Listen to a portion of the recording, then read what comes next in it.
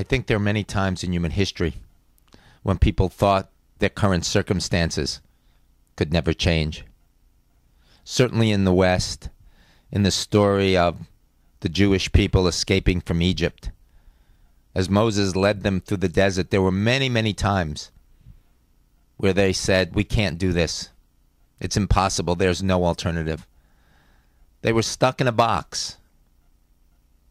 They couldn't see that there was another alternative. They didn't get the sense that they could break out of the patterns that had bound them. I don't know about you, but when I first tried to connect 9 dots with 4 lines, I was stuck in a box. And it wasn't easy to break out of that paradigm.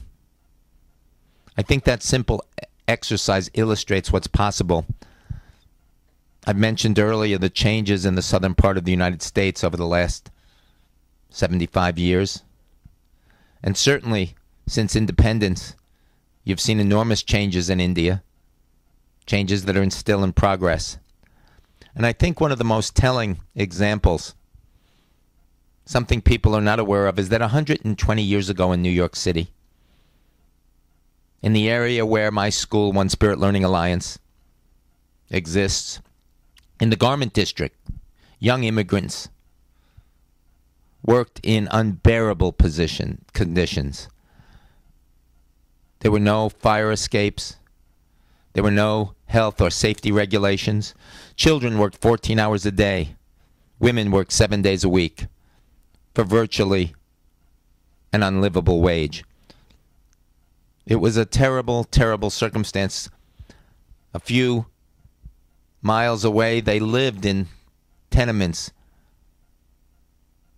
15, 20 to a room, in abject poverty, urban poverty of a sort that had never been experienced on the planet before. And yet, 10 miles uptown, on Fifth Avenue, in the great mansions, was the largest accumulation of wealth that had ever come together on the planet up until that time. So 120 years ago today, New York had both the largest accumulation of wealth and the worst poverty and the most miserable working conditions. While not everyone in New York City is well off today, the level of poverty that existed 120 years ago no longer exists, and a great many more people have had opportunities. Although there are some challenges to that situation of late, as we've had a loss of that capacity to appreciate our connectedness, I think it's very, very useful to see how things have changed in the United States and in New York City, and how similar some of the situations we face, that you face today in India, are to what we experienced in New York City 120 years ago. So, if we can break out of the box, if we can see new ways of doing things, if we can tap the deep roots of our culture that hold an alternative value to the current expression of Western spirituality and of the current global economy, it's possible we can find a new way to relate to the planet, a way that will be more sustainable, a way in which we can participate in those small changes that Linnea spoke about, which over time make such a large difference.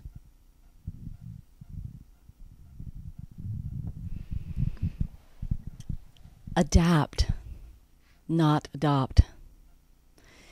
We have done some good things as the United States and the Western world, but not all good.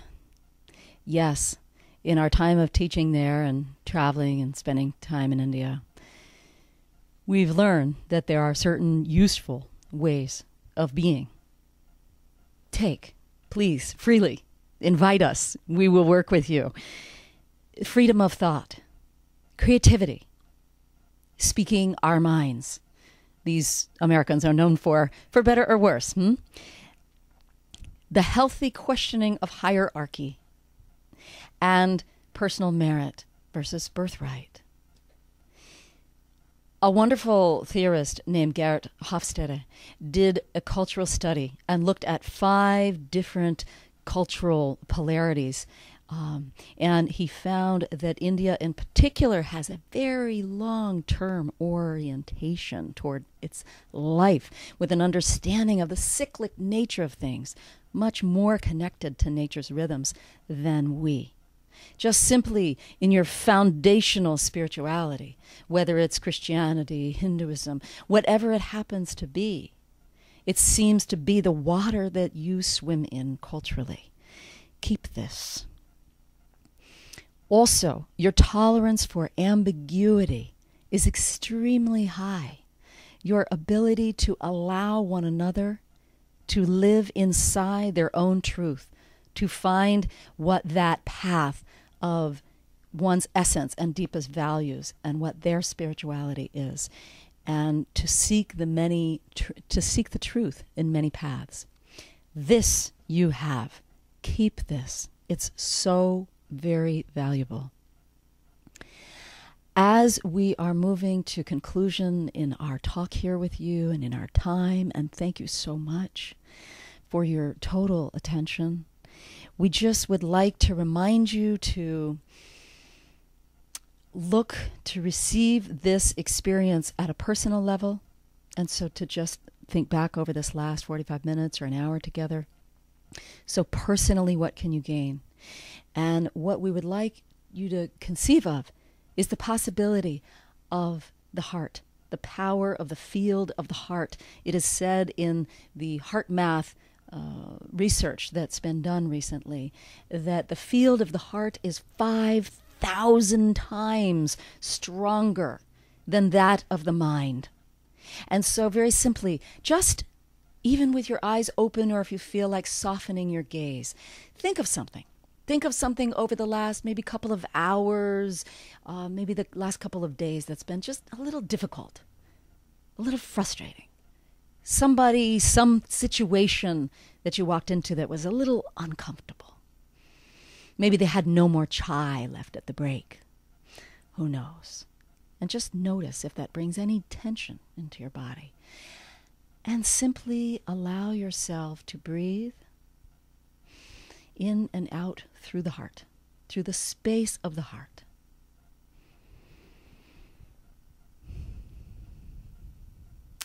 And simply allow your autonomic system to relax, knowing that 90% of all diseases today their underlying cause is stress. 90%. Please don't let that happen. Stay with the cyclic nature of things and take care of yourself. Be willing to make more heart-based decisions. That's personally. Team-based, family-based. If you can think in context of your meetings, these are just some quick, concrete things that we want to bring you to. Your meetings. Michael and myself, when we consult to organizations around the world, we go and we observe their meetings at the highest level. And we notice that it carries like the DNA of the organization. Everything they value, what they don't value, what they espouse is true, and then what they actually do outside the room. It reveals all to us. And we, in our family here, have instituted now family meetings every Monday evening at 5:30. In fact, you're all welcome if you're here in the United States. Come join us for a family meeting. Extremely important and productive, especially if you're raising young people. It helps you keep the finger on the pulse. Very important. And at the organizational level, consider having a summit of some kind. It could be Awakening the Dreamer. We can offer this to you. It could be the summit on looking at the patterns and policies that block the greatness of your organization. It could be a time to take and map out who are our stakeholders. Who do we receive products or raw materials from? Who assembles our materials or our information? And so who are the people we're engaged with, and how can we create the highest quality relationships with these? This is what we can do together. You can do this. We can assist you. A couple simple last notes. There is lots of good news out there. Paul Hawken wrote a book called Blessed Unrest. he speaks about this being the greatest social movement of all time. At least 2 million organizations have begun like a great wave sweeping across this planet, all in the spirit of regenerating our planet. Please also take note of the fact that 1 in 12 people across this planet is on Facebook. In a 6-year period, that has occurred. Many things are possible if that is possible. How do we galvanize this energy and make this a social movement?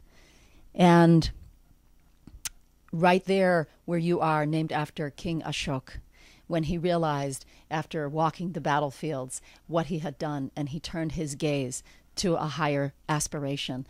And there's an organization in his name, and it is dedicated to bringing up the youth in our world as young social entrepreneurs. So all wonderful and important items.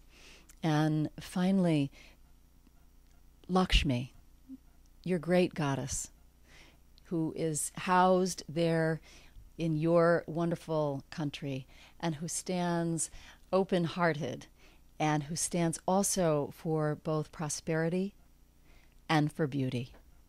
2 wings of the same bird. They can coexist. We ask you to keep abreast, keep aware of the values that India stands for, and let us all together, in the words of our colleague Richard Barrett, focus not on being the best in the world, but back to that little preposition, being the best for the world. Thank you, and Godspeed.